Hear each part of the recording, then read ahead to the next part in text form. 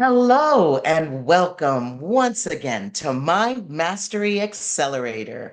I am your host, Attorney Sean Arnold, and I am here once again with your other host, Mr. Vernon Webb, Master Executive Performance Coach. Vernon, how are you this evening? I'm great, Sean. How about you? I'm doing well. I'm doing well. You know, I was talking with a friend today, and she got me thinking about things that I might be doing in my life to sort of keep myself in my comfort zone. She said to me, I feel stuck. And I said, Really? You feel stuck? She said, Yeah, I feel stuck in my life, like I'm not doing the things that I want to do. She said, But the good news is I'm not failing. And I said, Okay. So you're stuck, but you're not failing. Are you sure that you're not failing or you're not growing? Ah, But that really got me thinking about how people are often hypnotized into believing that being in a comfortable situation is success. And so, in that way, they can wind up not moving forward in their lives. And their lives become, in many ways, like a padded cell with velvet walls. Let me ask you, Vernon, what does Silva mind control say about how we get into the comfort zone, how we live in the comfort zone, and okay. how we might be able to get out of our comfort zone? Well, actually, that's an excellent question, Sean, because when I start talking to my clients, one of the questions I'll ask them is, have you ever had the feeling as though you were holding yourself back? And they will invariably say, yeah, I have had that feeling. And my next question is, why would you do that? And I get two answers. One is, I don't know. And the other is fear. I said, okay, we know it's fear. Now we got something we can deal with. We want to change Okay. that from something that you fear to something that is acceptable and you can work on as a project. Because there are only two fears that are natural. There is the fear of loud noises and the fear of falling. Every other fear you've learned. And that fear will keep you in the comfort zone because What we does it are look like? hardwired to be safe.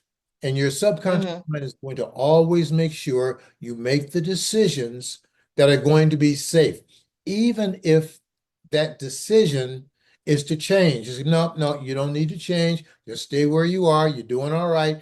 And it keeps you stuck in that comfort zone. So we kind of get dumb, fat, and happy, so to speak, about staying in a comfort zone because nothing is happening, but we have the desire to grow, and that's what changes everything. So you've got to step from that comfort zone, look at what is fear. A baby learning how to walk knows nothing about fear. All of the baby sees are these big people putting one leg in front of the other and moving quick. And the baby thinks, I want to do that. I want to stop crawling. I want to do that. So he will grab a table leg, and that table leg will steady him until he is able to learn how to balance himself. Takes one step, falls on his butt. The baby knows nothing about failure. This is how you learn to You mean walk. he doesn't say to himself, gee, this walking thing isn't for me. I better not even try it. No, I just not as a fell. child. You know nothing about fear. You just get up and keep it Mm. again until you learn to balance. Then you begin to move one foot in front of the other, fall again. You get back up. You can get back up now without using that table. And you start moving your legs and you start moving. And once that happens, it's over for your parents. It's like, and catch me if you can. And the kid is gone. So it's what So then you we believe. grow up and we learn to be fearful. Some of it Ooh, happens, before we're seven, when people sort of instill these fearful notions Hmm. into us about life and about, money and about strangers and about all of these different things. And then we embed those fears into ourselves.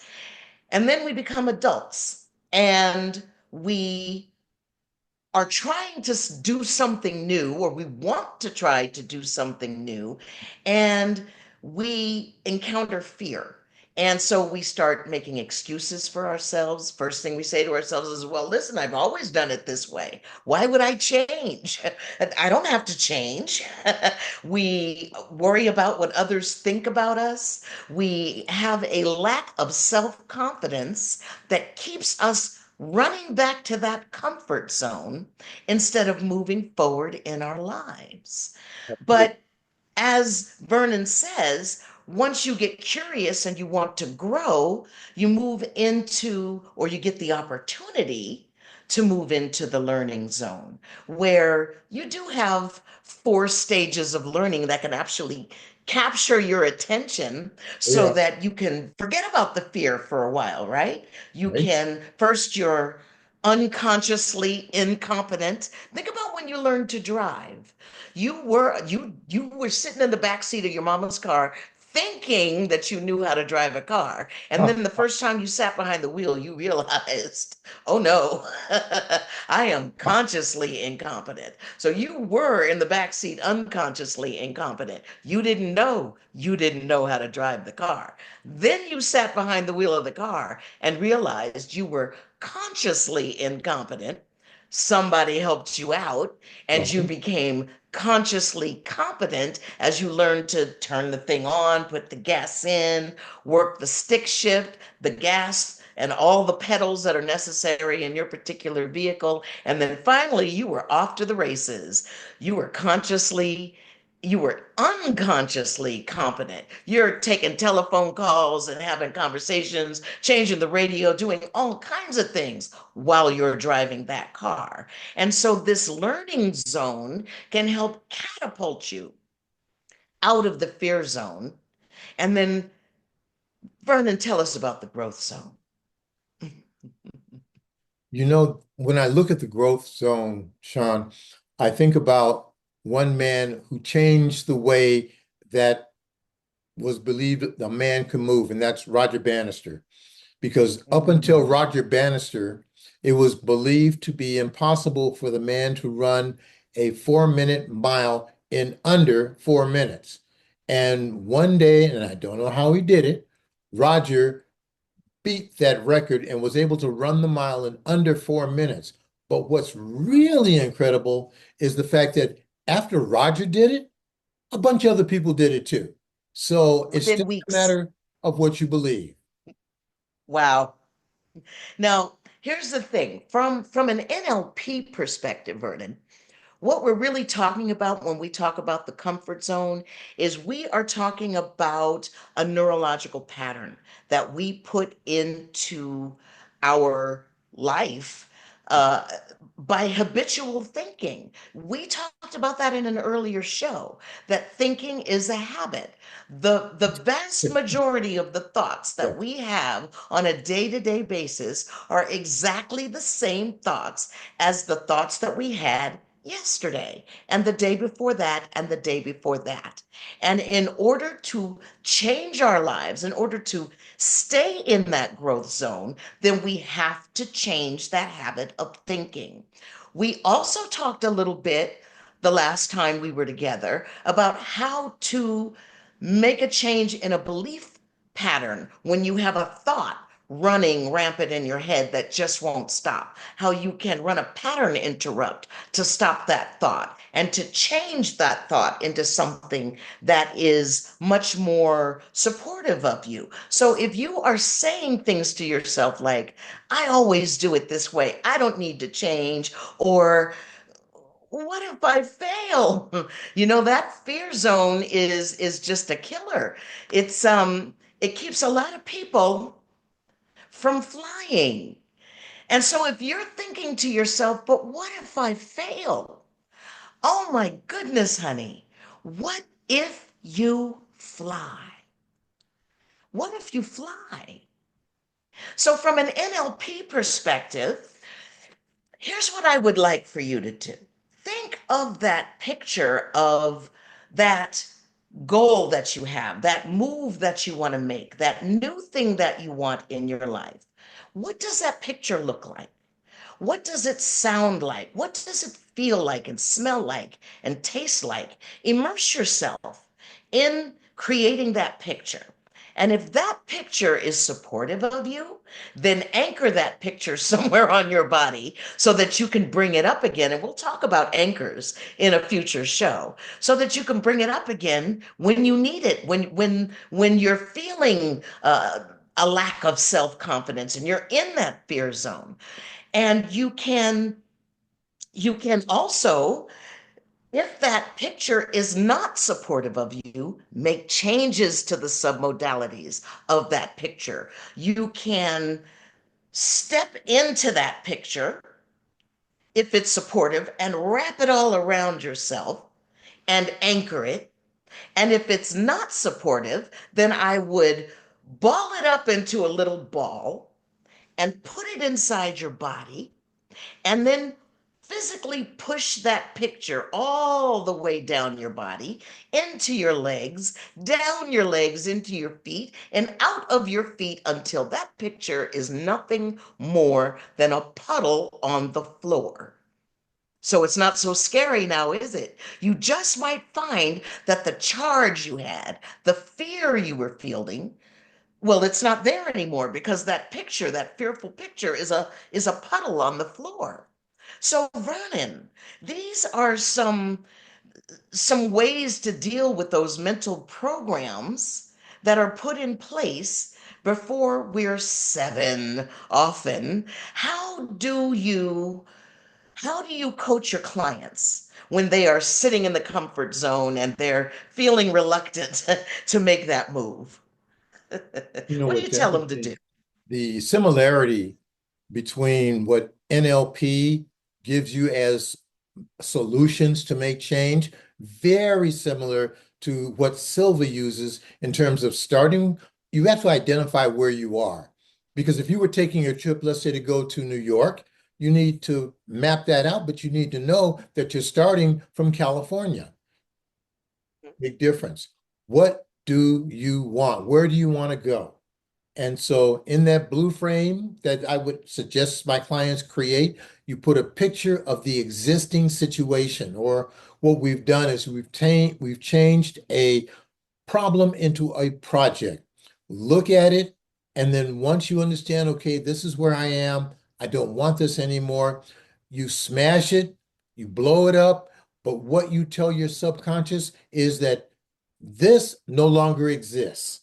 Then you shift your thinking to a white frame where you see the end results, because our programming is based on what we see, what we hear, and what we feel primarily. And so, Mhm. how are you going to feel when you achieve that goal? And some people will say, well, I don't have it. Trust me on this. This is how the subconscious mind works. You've got to act as if, and you can put this down in big, bold letters. You must act as if you already have what it is that you're looking for and what you seek. How are you going to feel when you achieve that goal? And you take that feeling, and here's where we get like NLP, wrap it all around you and feel it. Would you smile? Of course you would.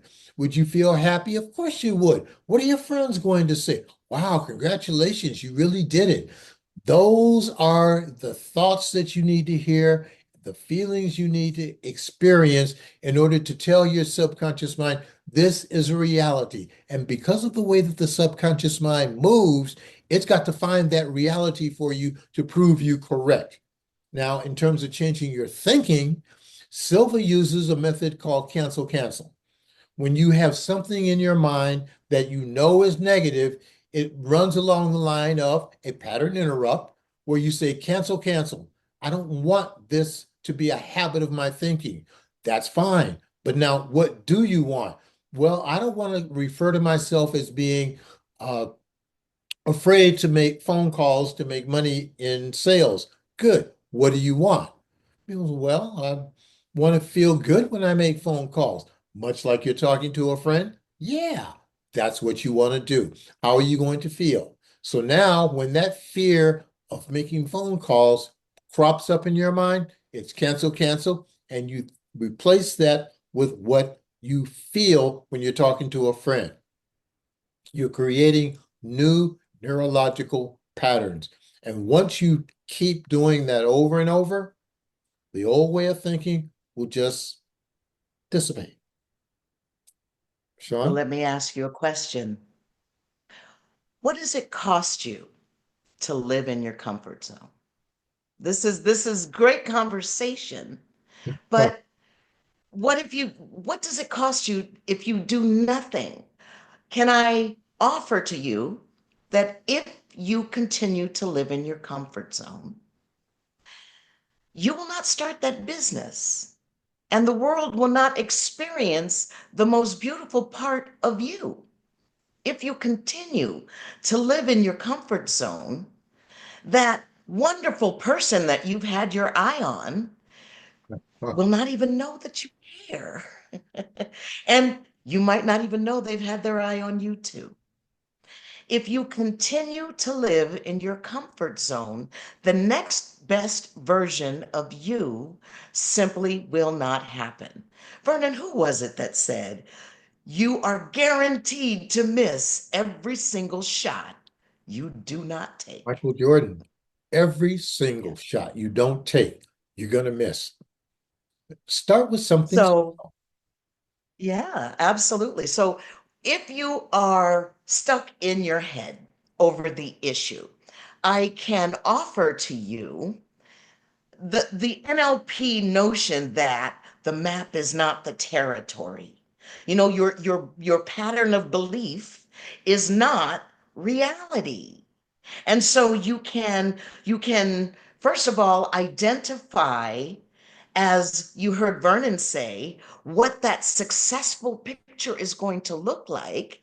And then we're going to, in a future show, show you how to actually physically anchor that beautiful picture Well, inside of your body so that you can grab it when you need it, and you can bring up the emotion of it when you need it so that you can stave off that fear, focus on the learning, and get into the growth zone for your life. I think, Because the magic go ahead. for your life is not in the comfort zone. The magic is at the edge. It's at the edge of discomfort.